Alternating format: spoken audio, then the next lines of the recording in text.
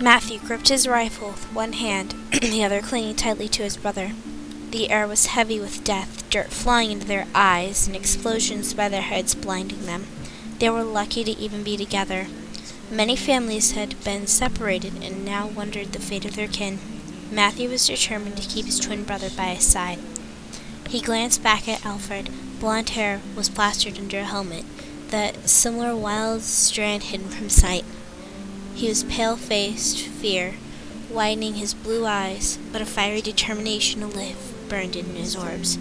Matthew returned to his attentions forward as the wooden ladder came into view. He gulped at the sight of two men standing back with guns, ready for those who dared to turn back into the trenches. There was no going back. Matthew released Alfred's arm and began to ascend the ladder, carefully noticed where the bullets flew overhead. Launching himself forward, he gripped his gun and charged into the open, running for cover as soon as possible while releasing as many rounds as he could. He hit the ground and glanced back, seeing Alfred pop out of the trench and run into the hellish brawl. This was suicide, but it had to be done. It was impossible to hear anything over the sound of guns, but Matthew felt his heart stop when he heard a scream. His head shot around despite the danger and watched in horror as Alfred fell on the bloody ground. Alfred! Matthew forgot everything, forgot the war and the bullets. He ran to his brother and crouched down by his side, keeping low. Matthew grabbed the back of the dirty uniform and flipped Alfred onto his back. Alfred coughed weakly, a single trail of blood running down his chin. Relief flooded through Matthew. He was alive. But then he saw it, a terrible wound in Alfred's stomach, the uniform torn and blood seeping through faster than a river's rapids. Oh my God! Matthew gripped his gear and shifted through his supplies for bandage. Oh God, Alfred! Blue Eye looked at him blearily. Alfred's glasses had fallen off. Matt? Shh, Alfred, don't... Gas! Matthew only had a moment to react before billowing yellow smoke enveloped him. He tore his gas mask from his pack, keeping his nose and mouth covered in feeble attempts to shield himself from the poisonous fumes. Without a second thought, he lifted Alfred's head and slipped the mask over his face. Alfred's eyes widened, and he began to protest through the mask. He was a goner anyway, but Matthew ignored him and draped his body over his wounded brother, protecting him from whatever could come from the smoke.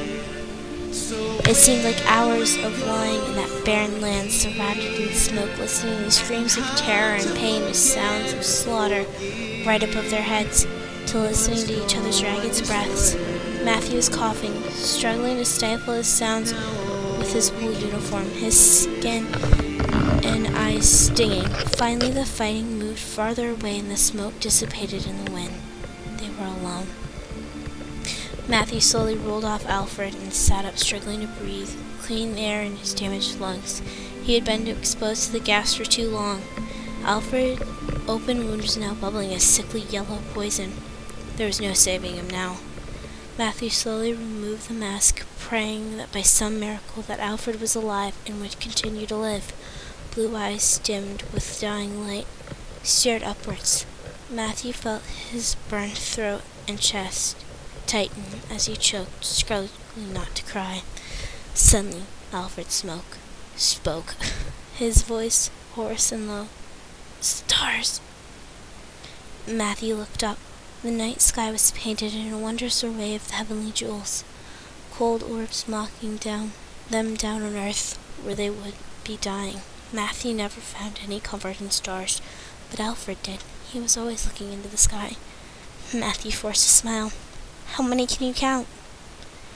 Alfred's white lips twitched in familiarity. It was a game they played as children, counting stars. 1, 2, 3, 4. Matthew laid next to Alfred on his back and began counting with his dying twin. 5, 6, 7. Matthew was not sure when Alfred's voice went silent and he began to count alone. He only remembered the jolting silence.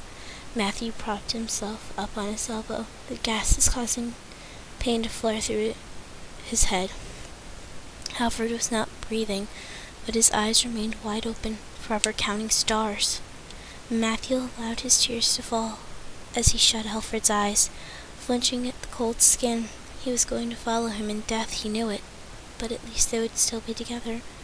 He laid back down and looked away from the sky, too hurt to forgive the merciless heavens. Instead, he was greeted with the sight of a broken tree. It was torn from war, and yet he could spot a single red leaf clinging onto the branch.